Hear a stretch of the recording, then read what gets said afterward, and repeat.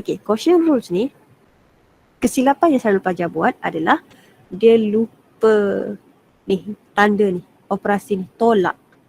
Okay, perhatikan betul-betul kena ingat quotient rule.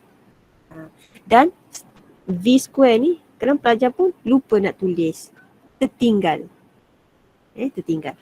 Okay, ni bentuk cara bentuk differentiate dia lah, ataupun bentuk ringkas dia yang menggunakan prime.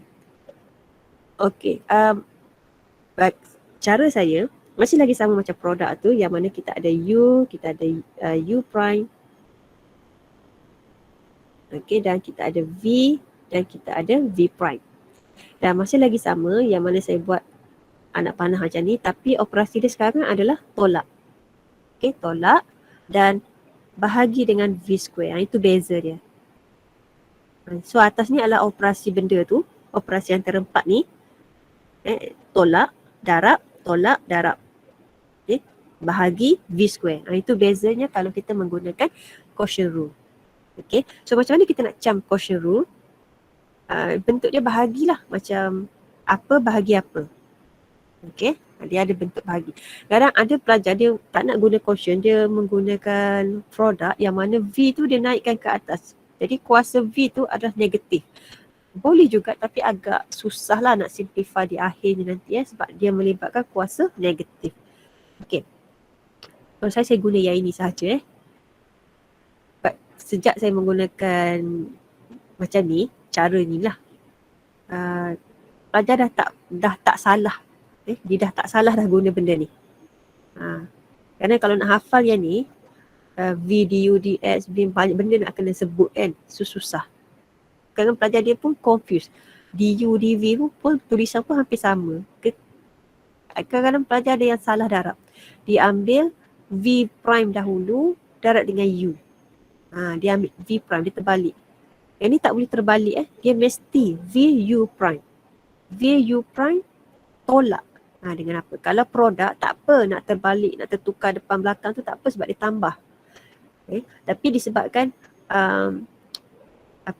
pendaraban tu quotient dengan produk tu hampir sama, sebab saya guna benda ni. Jadi anak panah ni sentiasa sama. Dia mesti ambil daripada U prime dahulu, darab dengan V. Tak kisahlah produk ke ataupun quotient. Operasi dia sahaja yang bertukar.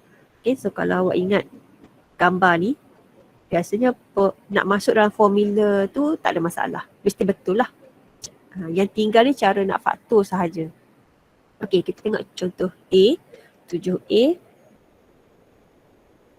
Okay, 7A ni dia ada kuasa So kalau ada kuasa biasanya kita kena faktor lah. Kalau soalan B ni, tengok dia tak ada kuasa kan.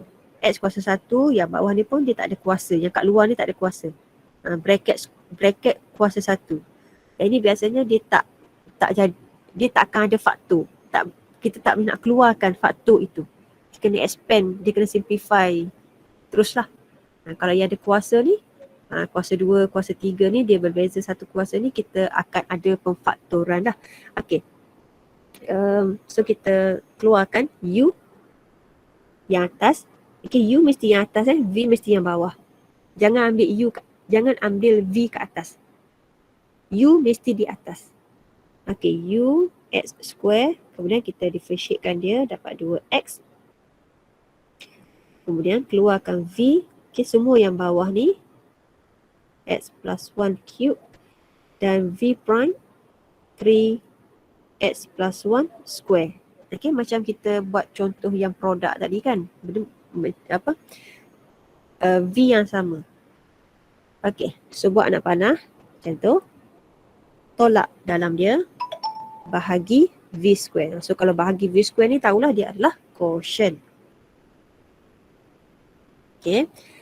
So dy dx. Okay. Ikut anak panah dia ni. Ikut anak panah dia. 2x darab dengan x tambah 1 cube tolak. Operasi dia tolak kat sini dalam ni kan. Tolak dengan x square darab dengan v prime. So 3 darab x square. Okay, kita boleh tulis teruslah 3x square. Lepas tu darab x tambah 1 kuasa 2. Jangan lupa bahagi v square. V kita ni Ni, yang ada kuasa 3 ni. Lepas tu kuasa 2 pula. X tambah 1 kuasa 3 ini V. Kuasa 2 pula. Tu. Okay, dia double. Macam tu. Okay, so kita simplify. Okay, yang atas ni ada 2 term. Saya petakkan dia kejap. So, lihat 2 petak tu. Faktorkan. Okay, sebab dia ada kuasa, bracket tu ada kuasa. Okay. Dia macam kita buat produk tadi lah. Okay, tengok nombor. Tak ada boleh fakturkan. Tengok X. Okay, boleh fakturkan X. Lepas tu bracket X tambah 1 tu kita boleh keluarkan kuasa 2. Ya kan? Okay, lepas tu bracket besar. So yang tinggal 2. X tambah 1. Maksudnya yang atas ni hampir sama dengan yang produk tadi lah. Okay, so 2 darab X tambah 1. Tapi kat sini sekarang tolak. Okay, sebab operasi dia tolak. Okay, yang kotak kuning ni tinggalnya 3X sahaja. Okay, sebab X tambah 1 kuasa 2 ni dah keluar kan. Okay, bahagi bawah ni darab lah. Kuasa 3 dengan kuasa 2 tu darab. Jangan kuasa kepada kuasa. Okay, darab. X tambah 1 kuasa 6. Okay, kuasa dengan kuasa darab. Jangan jadi kuasa 9 pula kat situ 3 kuasa 2 salah. Okay, so bila kat sini, nampak tak yang ni? Okay, saya highlight sikit. Okay, X tambah 1 yang kat atas. X tambah 1 kuasa 2 kat atas ni. Dia sama dengan yang bawah ni. Nampak tak? Ni. Ni. Jadi apa yang boleh kita buat? Kita boleh simplify dengan hapuskan. Kita bahagilah. X tambah 1 kuasa 2, ni kuasa 6. Jadi kita boleh hapuskan dia. So yang bawah ni tinggal kuasa 4. 2 tolak 6 dapat 2 tolak 6 dapat negatif 4. Negatif tu maksudnya denominator lah. Okay. Ni hapuskan macam biasa. Hapuskan kuasa dia. Sebab dia sama. Kalau quotient rule kita faktor, dia mesti boleh hapuskan macam ni. Okay, lepas tu kita tulislah jawapan akhir dia. X yang dalam bracket ni 2X tolak 3X dapat negatif X. So saya tulis 2 tolak X lah. Okay, positif kat depan. Okay, bahagi dengan X tambah 1 kuasa 4. Okay, siap. Yang bawah ni jangan expand.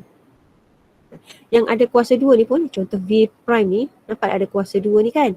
Jangan expand. So kalau awak expand, lepas tu masuk alam ni dalam bentuk expand tu memang tak boleh nak simplify. Okay, jangan expand. Jangan expand Yang bracket square, bracket cube semua tu, yang bracket tu jangan expand. Yang atas ni, S darab 2 tolak S ni tak perlu expand lah sebab kita memang dah faktor tadi kan. Tak perlu expand. Dia jawapan akhir tu mesti dalam bentuk simplify yang mana bentuk itu kita sudah faktor. Faktor yang paling ringkas. Okey, siap. Siap untuk example 7A, quotient rule. Okay, quotient rule. Tu nampak soalan ni dia ada kuasa, dia mesti boleh kena faktor. Boleh difaktorkan. Kalau yang tak ada kuasa, contoh B ni, dia tak ada faktor. Contoh yang ni mudah je ni. U, V. Okay, keluarkan U. X. U prime. 1. V. X tolak 2. V prime. 1. Kan? X tolak 2 differentiate dia dapat 1. Differentiate X tu dapat 1. Differentiate negatif 2 dapat kosong. Quotient ni kan? Quotient. Ingat bahagi dengan V square. Okay, anak panah dia tolak. Okay, masukkan dalam formula dy dx sama dengan 1 darab x tolak 2. Dapat x tolak 2 tolak x darab 1. X bahagi V square. X tolak 2 kuasa 2. Kuasa 2 tu formula tu. V dia x tolak 2 sahaja. Lepas tu x tolak x habis. Dapatlah negatif 2 per x tolak 2 kuasa 2. Siap. Kan? Okay, jadi beza 7A, 7B tu, awak nampak dia punya soalan asal tu ada bracket kuasa berapa. Itu kena faktor. Biasanya boleh difaktor. Sebab kuasa tu masih lagi ada. Kalau contoh 7B ni dia tak ada kuasa dah kan? Ataupun dia kuasa 1. Tak ada kuasa. Dia ada kuasa tapi kuasa 1. Sebab bila kita differentiate, kuasa tu akan jadi berkurang satu, so jadi kosong. Sebab tu dia tak tinggal dah bentuk asal tu. Dia dah tak nampak lah bentuk asal dia. Sebab tu tak boleh tak faktor.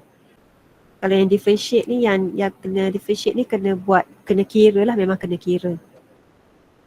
Kalau nak mencari nilai tu kita boleh guna kalkulator lah, differentiate guna kalkulator. Kalau kalkulator ni ada simbol, kalau perasan ada yang kuning tu yang bentuk DDX tu. Yang ni. Tapi yang ni dia tak boleh nak differentiate kalau ada variable lah. Contoh kalau kita ada apa nama ni? Function curve. Kita nak cari gradient dia pada titik 1. Kita bolehlah dapatkan jawapan di gradient. Ni terus dapat nilai . Kalau nak differentiate macam product quotient memang tak boleh nak guna calculator lah, kena kira sendiri.